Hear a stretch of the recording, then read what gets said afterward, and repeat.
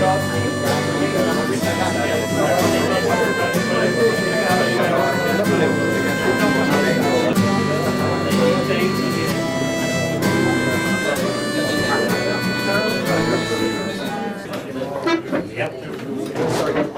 evening, everyone. Welcome to this iconic pub. We're delighted to say our main guest has arrived.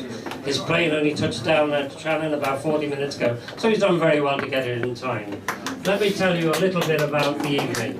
Had a shower, so I don't stink.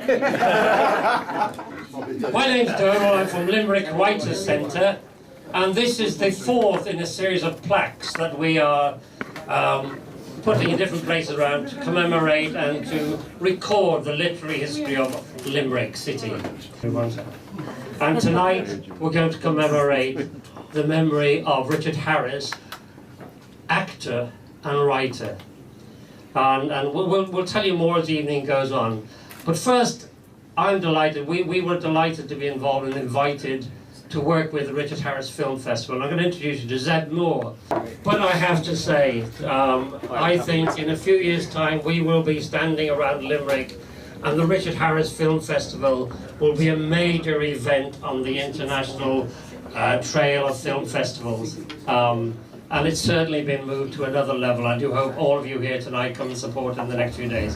But let me introduce you to the chairman of the Richard Harris Film Festival, Zeb Moore.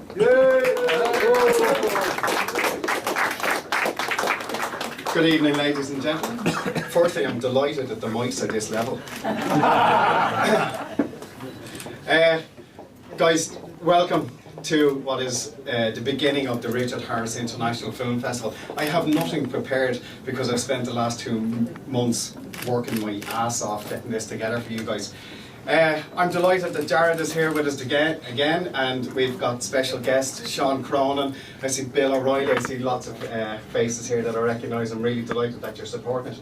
I'm also delighted that we've stepped it up a gear and we're looking at collaborations throughout the city, and one of them is with the Limerick Writers' Centre for this evening's unveiling.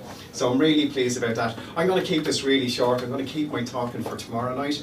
So if you want to carry on, I'm really glad and delighted to see you all here. Thank you both. Thank you very much.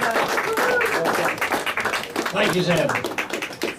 The Director of Limerick Writers' Centre is Dominic Taylor. Many of you will know him. Dominic doesn't like being praised, but he deserves praise. Dominic was there at the beginning, really, when the Poets' Theatre at the White House was revived, and over the last years he's done so much for literary life in Limerick, whether it's instituting a poetry reading at the Loch Bar on the Nail, running writers' courses, so much, and the city has a lot to be thankful for. So the Director of Limerick Writers' Centre, Dominic Taylor.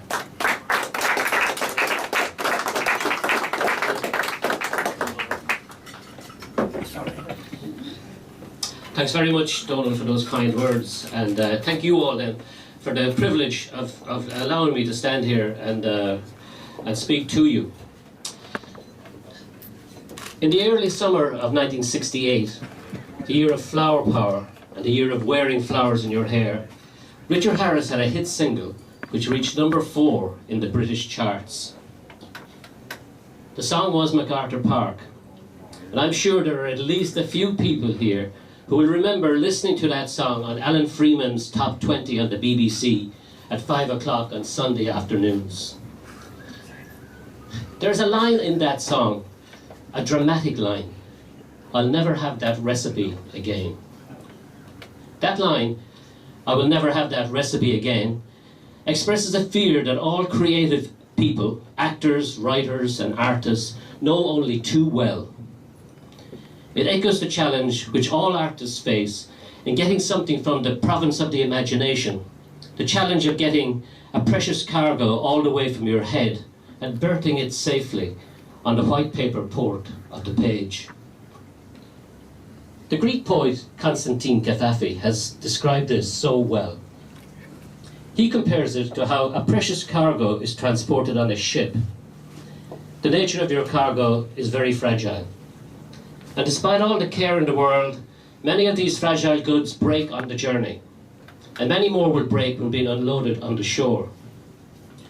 And sometimes the crew make mistakes and throw some of your precious things overboard. You will never get all of your precious cargo, that elusive poetic idea, onto the page. And once you have lost it, you will never, as Richard Harris said, you will never have that recipe again. Many of Caffafi's poems were translated into English by our own Limerick poet, Desmond O'Grady.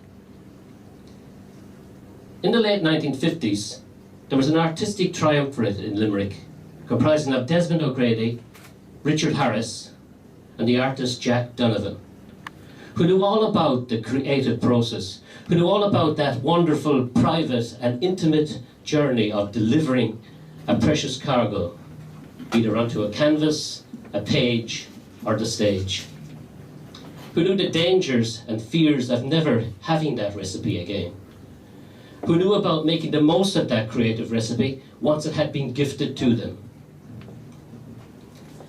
Desmond O'Grady often recalled those early special years in Limerick, of walking up O'Connell Street with Richard Harris and Jack Donovan and making their way to the People's Park, with the three of them seeing the People's Park as their Parisian Luxembourg Gardens, the Luxembourg Gardens in Paris where poets and artists are celebrated.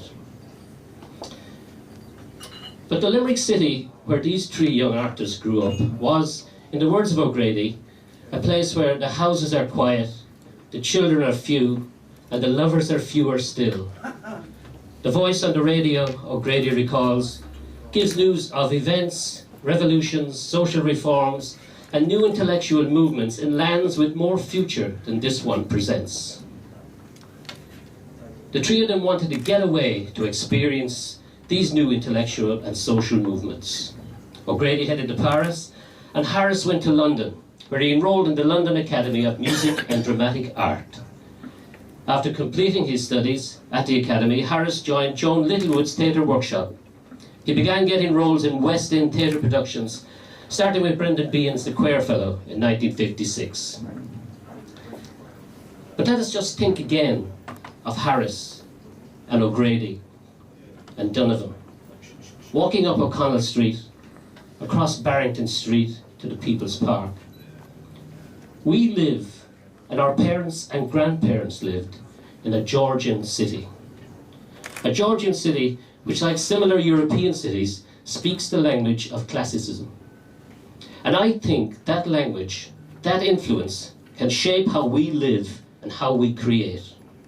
Whether rendered in verbal or architectural language, it is about, as Harris himself intimated, living honourably and well. We must not forget that these streets, these Georgian streets, have a direct cultural connection to mainland Europe of the 18th century. And we're talking about much more than an English connection here. A lot of European classicists came directly to Ireland. Limerick was planned by the Italian engineer Davis Ducart. He came straight here and not via England. The designs of many of the buildings in our city have a dignity, a distinction, and a beauty.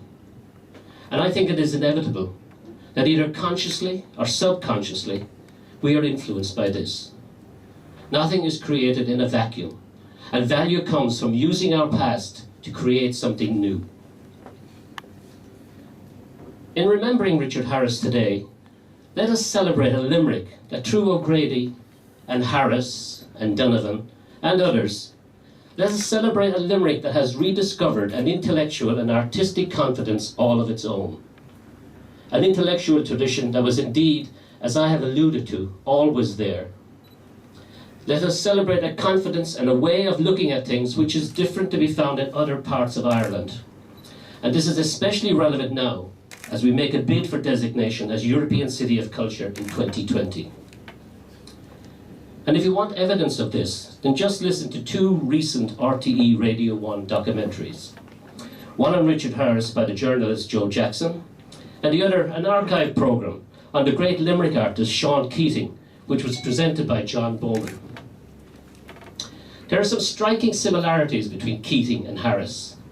Both came from large families. Harris was one of 8 children, Keating was one of 11. Life was not easy for either man. As Harris tells us on Joe Jackson's programme, I never remembered getting a new suit, bike, or anything new at all. Life was similar for Keating. But what comes across in both programmes is an authentic and confident Limerick voice. What we hear is a voice and an attitude in which any kind of nonsense about the arts is not tolerated. The accents of Keating and Harris may be different, but the tone is very similar. Harris tells Jackson in a good-humoured way that he, Jackson, a Dubliner, sounds pretentious. There is humour here, of course, but yet Harris is telling us that he has no time for pretentiousness. In the Bowman programme, Keating denounces pretentious critics. Also on Bowman's programme, Keating declares that art is 90% communication, and if you want to communicate, you must speak the common language, and the common language is the language which every man understands. In other words, what Harris and Keating are telling is that they have no time for grandiosity or ostentation. This is very much in keeping with the ideals of the Limerick Writers' Centre in their continuing work in democratising literature in Limerick. From both programmes, what emerges is a Limerick which is proud of its arts and cultural tradition. We are delighted then today to inaugurate this plaque to Richard Harris. This venue will now become a stop on our literary walking tour of the city. It will become part of an itinerary for visitors to Limerick who wish to walk in the footsteps of the writers who found inspiration here. The strength of our literary heritage is a significant component of the cultural history of our city, which I have been speaking about. Our walking tours will allow people to trace the footsteps and visit the inspirational haunts of our local writers, several of whom, and particularly Richard Harris, have made a major contribution to defining what our Limerick cultural tradition is all about. Thank you very much.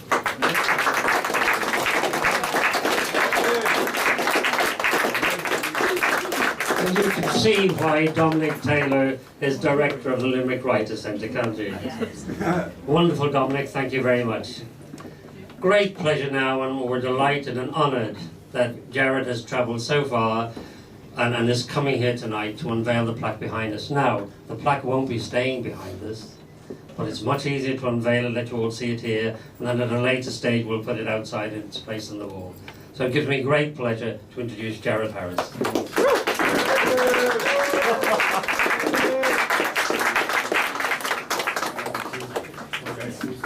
Thank you so much, everybody. I apologise for being late. Thank you for your patience. No, I was going to ask you to take a picture of me. Yeah, I need to unlock it. Just swipe that. Always works out a way to get in there.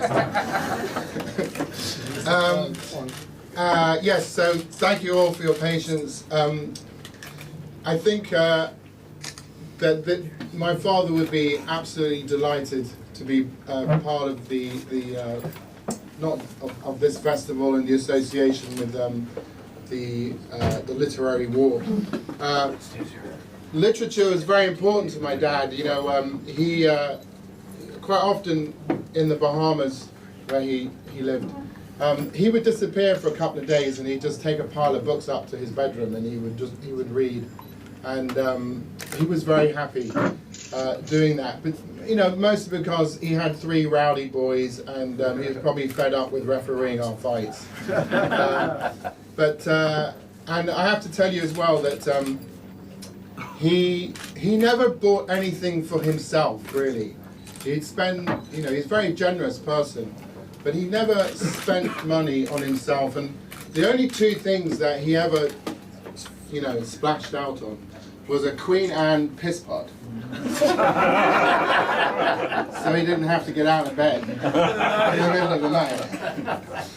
And first editions of Beckett and Joyce and Yeats and Oscar Wilde, and those he treasured.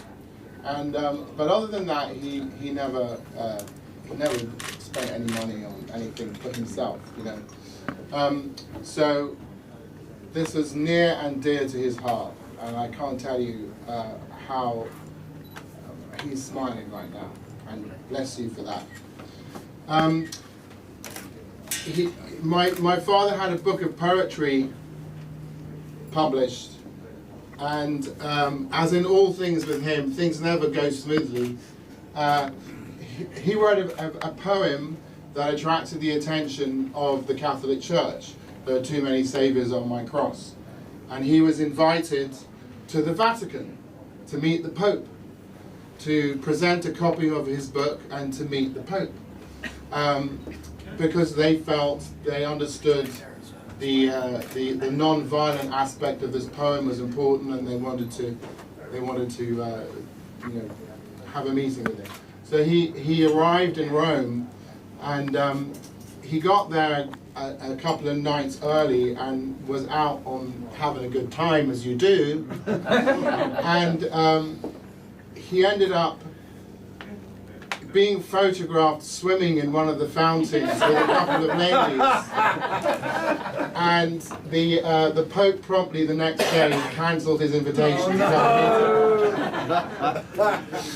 come meet. Anyway, I was asked to come and read some of it. He has some unpublished poems, and he'd always intended to have a second volume of poetry, and I was asked to come in and bring some of that stuff in. So if you're in the mood, I will read some of those poems.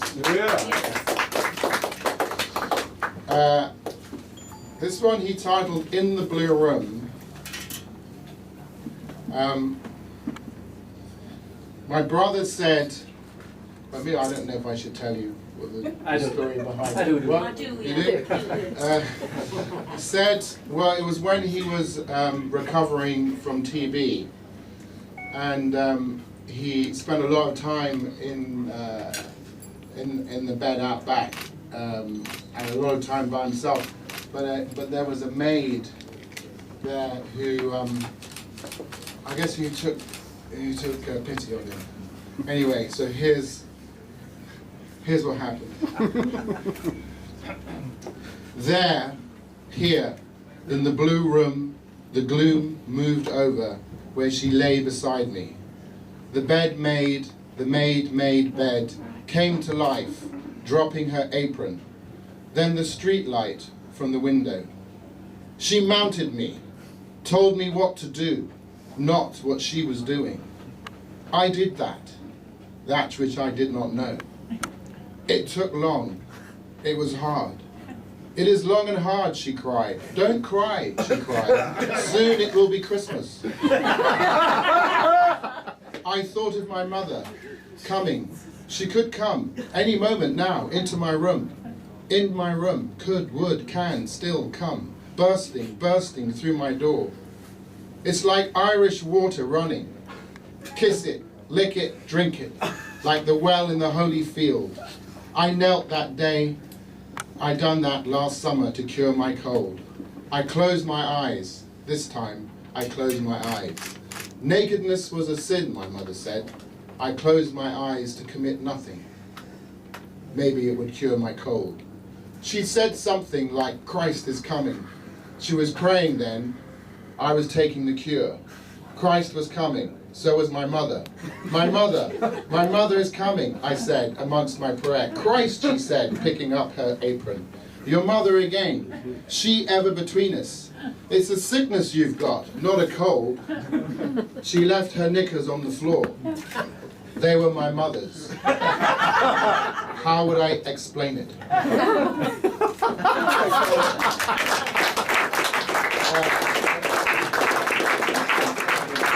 This is a letter that he wrote that I thought was appropriate given the setting. It's a letter. Okay, so here it is. Beautiful, beautiful Munsters, pride of Limerick, toast of Ireland, envy of Cork. I told you with a little patience my induction would bear its just reward. What a pity Charlie St. George was not alive to bear witness. But don't for a moment think he was not there. Who do you think moved the goalpost to foil White's boot? The future of Irish rugby is firmly engraved in Limerick. but the Murphys and cohorts choose to ignore it with prejudicial vehemence. Once again, my congratulations, and to Mr. Quaid, I have not forgotten my description. Am I now your official mascot? Richard Harris. That was a letter he wrote to the editor. I thought this would be quite funny. This was a letter that he wrote. He'd been offered a part in a movie, and I think he was less than flattered. But anyway, so here's his response. Dear Terence, thank you so much for sending me the script of The Imposter of Baker Street. I would be grateful if you could let Michael Caine know how touched I was that he had thought of me. I'm not clear, however, why anyone would want me to play the part of Moriarty, which quite clearly could be phoned in by any reasonably competent actor. There is, of course, the possibility that the offer was predicated on the producer's need to augment the marquee value that the piece requires. In that case, you are authorized to proceed in offering them our rent-a-name option, which enables them to use any of the up to 13 letters which make up my name in any order or in any position, size or type that they require at a cost of $50,000 per letter. Thus, if you need the full Richard Harris, that would be $650,000. Abbreviations such as Rich, Har come proportionately cheaper, and this particular one would cost $350,000. Anagrams or any variations on the theme such as his dick are equally acceptable. In any event, any use of the rent-a-name plan carries with it work availability of 6 weeks plus 2 weeks free. I look forward to hearing from you the precise needs of those with whom you are negotiating.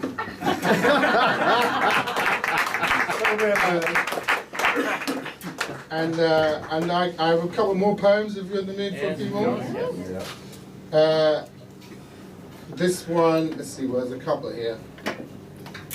These are sort of, well, they're love poems, really. All right. This one, we put on the back of the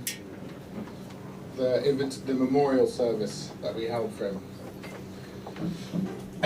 This was written in 1989. Something fell. He looked behind him. It was his heart. He tried to pick it up. He was moving too fast. He could not stop. He went around the block, retraced his steps, returning to where he heard it fall. He could not find it. He did not recognize it. He had disguised it. His fingers touched the emptiness in his breast. He recognized that perhaps nothing fell. Perhaps it was the sound of his longing falling onto the ground. The sound that startled him, reminded him of the lump at his feet that fell from the hole in his breast. Every day he remembered.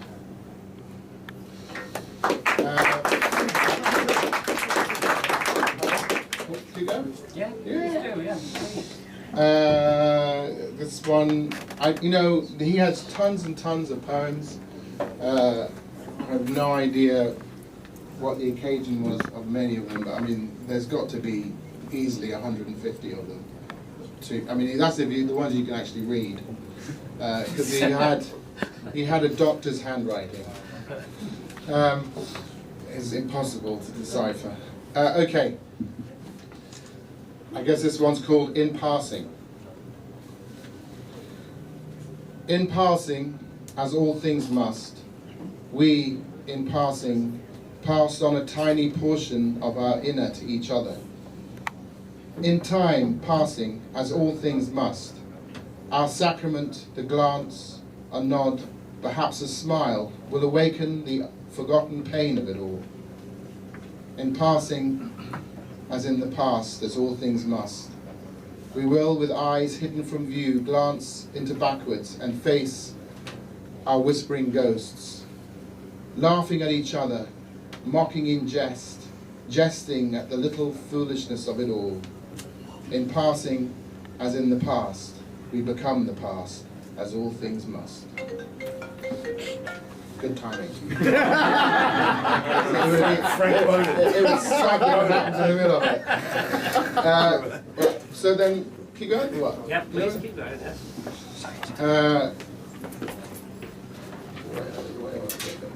Can I just tell Yes, go people, on. Jared isn't kidding about the handwriting. He's reading from photocopies of his father's little notebooks and things, and he's doing remarkably well, isn't he? This is actually well written for him. You know, so that's what he's reading from. It's the original, real original.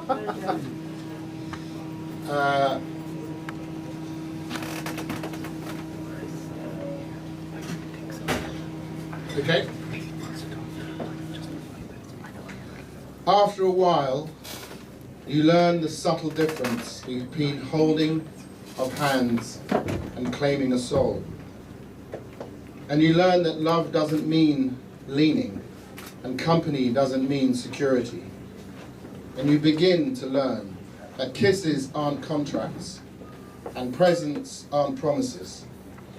And you begin to accept your defeats with your head up and your eyes ahead, with the grace of a woman or a man, not the grief of a child, and learn to build all your roads on today, because tomorrow's ground is too uncertain for plans. And futures have a way of falling down in mid-flight. After a while, you learn that even sunshine burns if you ask too much.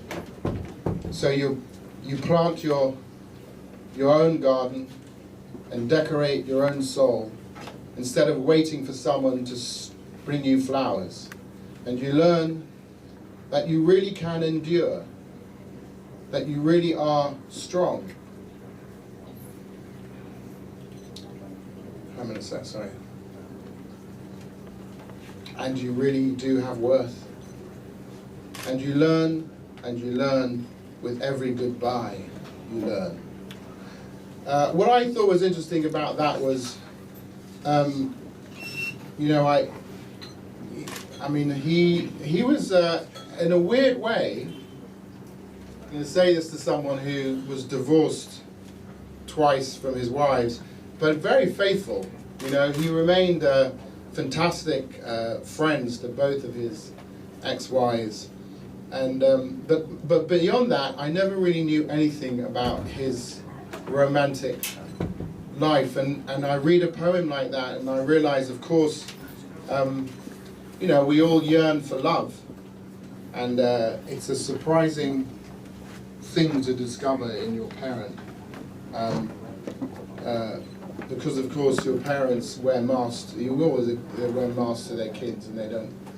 Anyway, I have one more? Yeah, Yes? lovely. Okay, so this is one he wrote on the when Richard Burton died, and he was good friends with Richard Burton, and it inspired him to write this poem.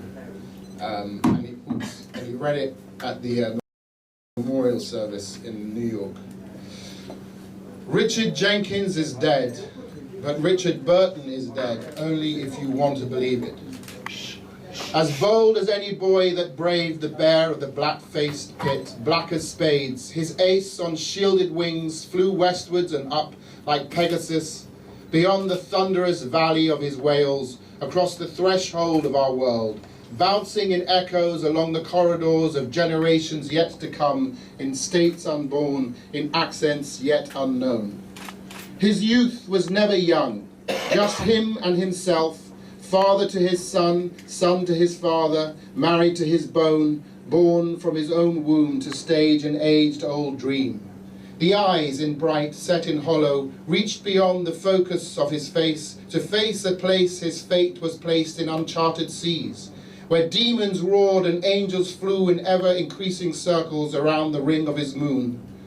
Nailed to his own bondage in search of purer flight, he flew on wings as sharp as razor edge, across the battlefields of his stage, his rage roaring from the burn that burnt within, reached out in ringing chimes from his mighty might to ignite the dormant flame of our imagination. And imagine how cold a place we slept, had his voice not wept and poured upon us the wealth of his dream. The ancient druids, forever probing in test, to test the quality of his worth, bent his knees in weighty enterprise and smiled in satisfaction at the product of their progeny. though at times they stand in question. The discretion of his choice, realizing the frailty of his craft, they nodded knowingly. His voice had quested greater songs to sing, but those he sung had set the hearts a wonder in the magic of his word. Richard Jenkins is dead. Richard Burton is dead, only if we want to believe it. God gave, God taketh away, and who are we to question when the Almighty calls the mighty to his throne? Oh yes, the friends, his friends. Friends break, pound the ache and grief, condemned to walk the hollow earth in search of meaning at the loss. But deep below the blow that rendered all asunder, the cruel in his departure, must rest in the knowledge that he was, and because he was, and what he was, he is. And because he is, he will always be, always. And because he will always be always, then we will always be always. Richard Jenkins is dead.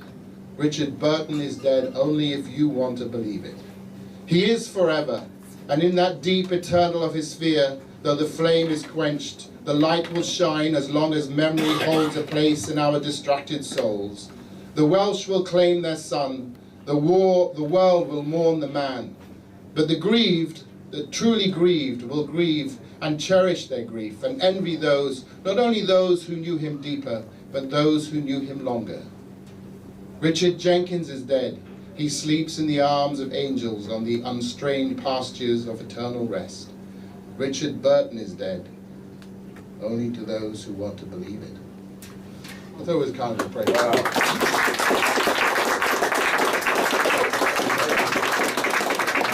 Thank you very much, Gary. We're going to unveil the plaque now. Yes. Okay. Can you look this way? Dominic, can you look this way when you're doing this? Yeah. Can you look this way when you're doing this? Thurs.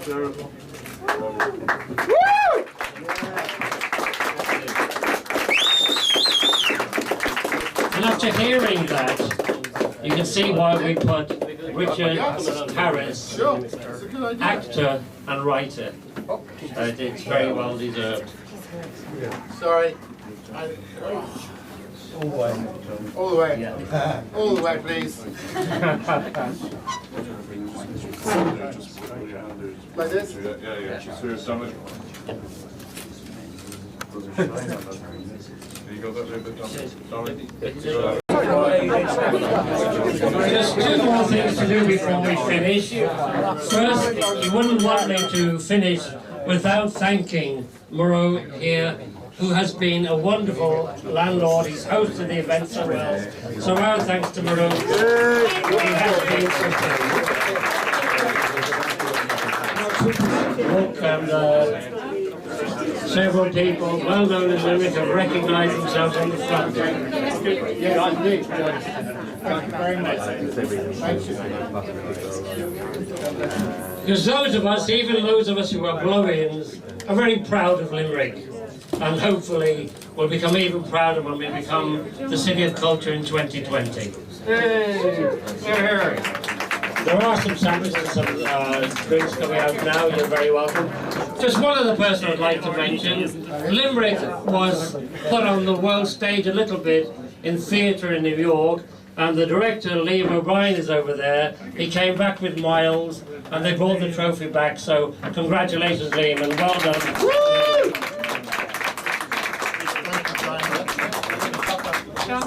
And now I think Zeb just wants to say a couple of words at the end, if he's there somewhere. Zeb? Yes. I've learned so much now at this stage. Can you get in there again? Ladies and gentlemen, thank you so much for coming this evening, and thank you to the Limerick Writers Centre and to Donald and Dominic. Guys, we're running against time at the moment, and we have a workshop with Stephanie Yolland and Sean McConville, who I just spotted there in the corner, which was supposed to start at 7. We'll run a bit late, lads, don't worry. But guys, This festival is not going to continue without the support of you guys, the Limerick supporters of film. Please, please do tell your friends, families, and get into the screenings. It's most important that we show these filmmakers that we've brought in from all over the world. We've people from Australia, Thailand, California, Berlin, everywhere, all over the world, and these guys deserve your support. So please do help and buy a ticket and go to a screening. Please do. Thank you. There we go, the first event of Richard Harris International Film Festival, and this has been a good start. Let's hope the rest of it goes as well, and I'm sure it will. Thank you very much, everyone. Thank you for coming.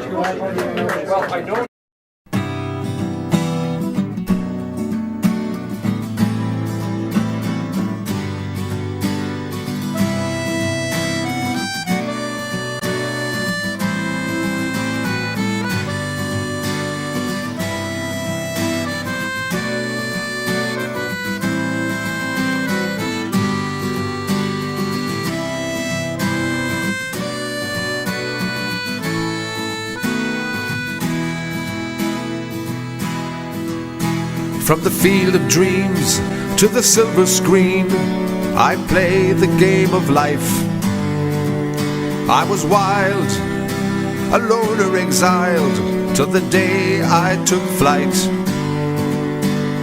Hell-raising days, they were crazy days, played the field all night long. Had the booze and the blues, got the demons too, from wine, women and song. I'm a man called Harris, a pilgrim to the end. Proud to be a Limerick man, I echo in the wind. Yes, a man called Harris, a hero and a fool, born and raised by the treaty stone. Oh, Limerick, you're my jewel. Yes, Limerick, you're my jewel.